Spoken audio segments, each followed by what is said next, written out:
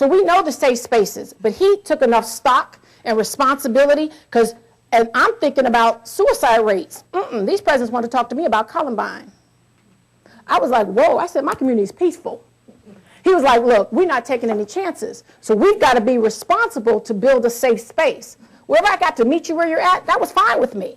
But I wasn't prepared for a room full of black college presidents to talk to me about their fear. I said, well, that means your homophobia and your bullying must be pretty bad that you want to talk to me about college. But that was serious. Who would have thunk it?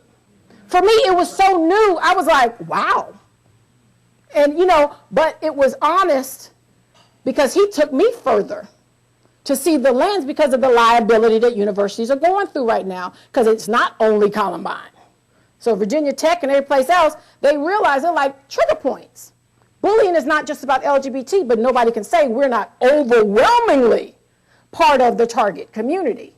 So when people are thinking about other people's lives, then you get a different response. Even though we feel very confident that our movement is peaceful, because our community has been beaten down so much, we've got to build safe space and healing space. And there's a lot of adult community. There's adult retreats for African Americans called the Friendship Movement. I went away, my husband and I went away with 100 couples, all African American, all LGBT, for Easter for 4 days in New Orleans. Never partied like that in my life.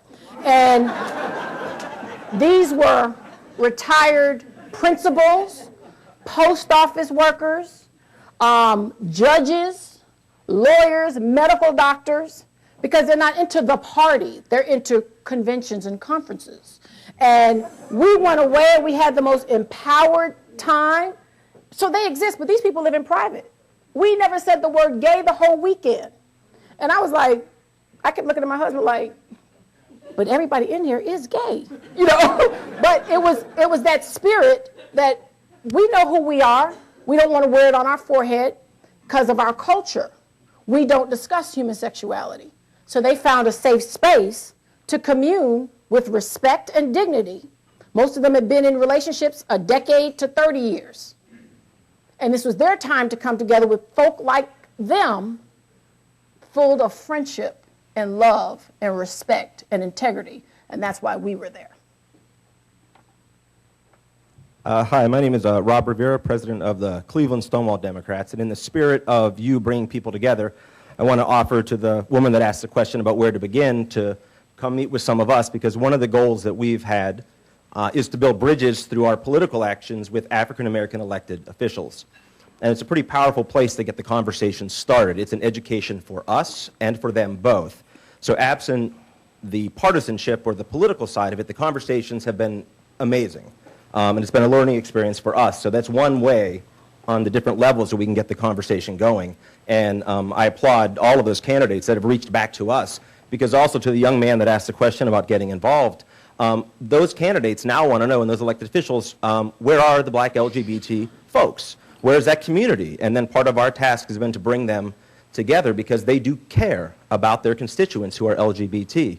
But my original question is to the cross-section historically of the end of segregation in our military and the current homophobic don't ask, don't tell policy. I want to applaud you in your open letter format for a letter that you had published to the Secretary of Defense about the survey that they're undertaking of our military families. And as the spouse of a veteran and someone that comes myself from a military family, it was brilliant. So maybe if you could talk about the letter that you wrote to the Secretary and where maybe you see the cross-section of the end of Don't Ask, Don't Tell historically with the end of segregation in our military. Ooh, my favorite subject. I wrote an open letter to Secretary Gates a few months ago when they were in the middle of sending out that survey first they sent them out to military members, and it was quite an offensive survey to see how they will adapt, how they feel they would fit in to an open military, for persons to be openly gay in the military. Then they came up with the strategic plot to send it to spouses. Well, being a card-carrying spouse of a Master Sergeant in the United States Air Force, I asked my husband permission And as a 25-year veteran, he was like, look, I couldn't stop you, veteran. You just trying to appease me. I said, I'm glad you know. And I penned the letter as a spouse from a perspective that just as people ask the questions today, you got to stand up. We can't just listen to the oppressors and the persons that question our existence, even if it's for a survey, to not let them know that they're supporters. So when you leave the megaphone to your opposition because you think that their movement won't grow, you're confused because you can't live in America and not know about the right wing. So when you allow people organize in room size of one table and change the world. So when you think about leaving that initiative and the anger in the media and not taking a stand, I had the bully pulpit at that moment. Because I wasn't speaking third party as a pundit. I'm living it. So when I even think about what we went through when my husband was in Iraq, and I was talking about, I'm thinking about taking this job and going here, and he's on the phone every night on his shift. His night was my 2 or 3 a.m. or his day. You know, the time difference was ridiculous. But we were talking, and I was like, and I'm trying to tell him about what I'm doing, and he was like, well, I can't even imagine if, you were a man. I would be totally isolated. I couldn't communicate with you. I couldn't look at your photos. He had my pictures all over his little bunk. And I think about the stories that we shared even now. It is so inhumane what Don't Ask, Don't Tell represents. You talk about Columbine for kids being bullied. These people are trained with weapons. And you're sitting here saying you are to serve this country. And you are to be so under control of your quote-unquote urges. Urges? How about love? How about family support? How about you don't even understand what people in the military go through because we're so disconnected? And as a spouse and doing this work, immediately I jumped headfirst into the repeal of Don't Ask, Don't Tell, because I'm sure those statistics of fallen service members that will never come out that had to do with our community.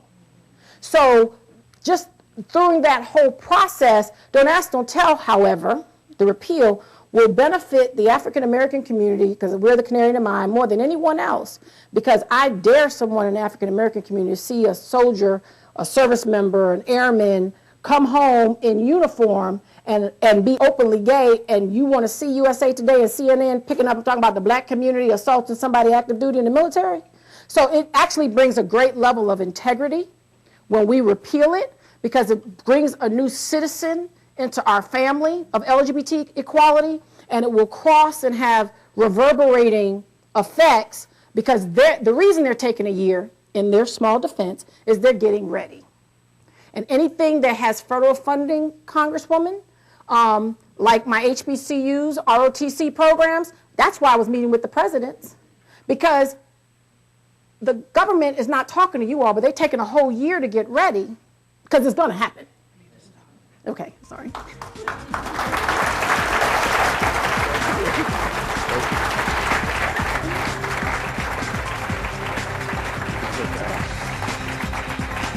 Today at the City Club of Cleveland, we have been listening to Sharon Lettman-Hicks, Executive Director and Chief Executive Officer for the National Black Justice Coalition. Thank you, Ms. Lettman-Hicks. Thank you, ladies and gentlemen. This forum is now adjourned.